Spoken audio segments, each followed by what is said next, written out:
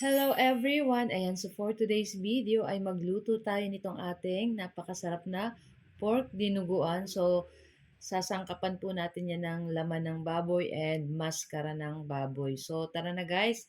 At samahan niyo po ako magluto and enjoy watching po. So, ayan na nga sa ating kawali, magpainit tayo. And then maglagay tayo ng cooking oil and pagkatas pag mainit na yung ating mantika ay pwede na nating igisa yung ating ginger or yung ating luya. Ayan. So, in-slice ko lang yung ating ginger ng medyo mahaba na maninipis. Tapos, isunod na rin natin dyan yung ating bawang at yung ating sibuyas. And then, halu-haluin lang po natin iyan. Ayan. Pag lumabas na yung aroma or yung bango ng ating bawang sibuyas luya, pwede na nating ilagay itong ating pork. Ayan. So, pig-marinate ko na yan guys sa toyo, suka, paminta at laurel para may lasa na po yung ating pork. Ayan. So, sangkutsahin lang natin yung ating pork.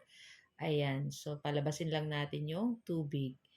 Tapos, syempre, halu-haluin po natin at hintayin natin mawala yung tubig or yung sabaw nitong ating pork dyan.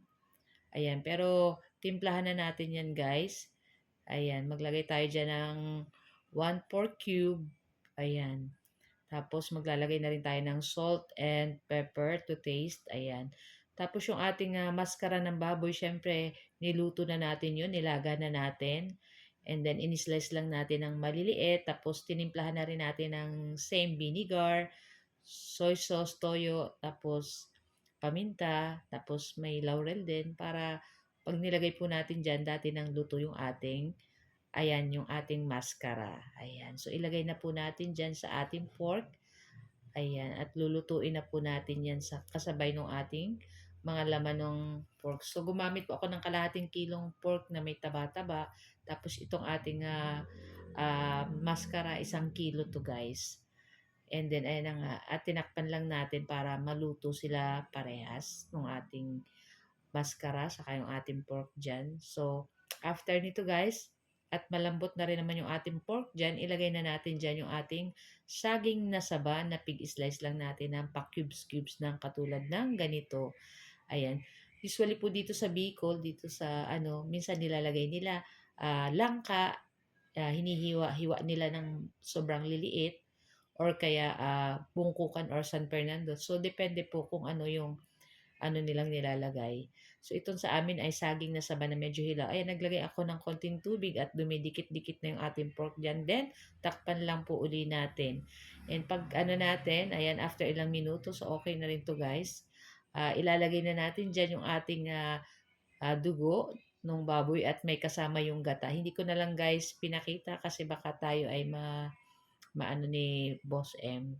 Kaya itong ating niluluto ay kumbaga na siya, paluto na yung ating dugo dyan ng baboy. So, naglagay na rin ako ng 2 siling pangsigang kung medyo ano-ano po kayo, maluwag-luwag.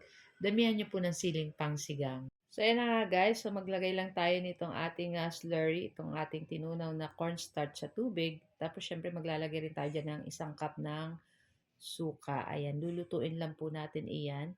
Siyempre, dapat po yung ating dinuguan ay medyo malapot-lapot. Ayan, so lagay na natin yung ating suka and lutuin na rin natin ng ilang minuto pa yan.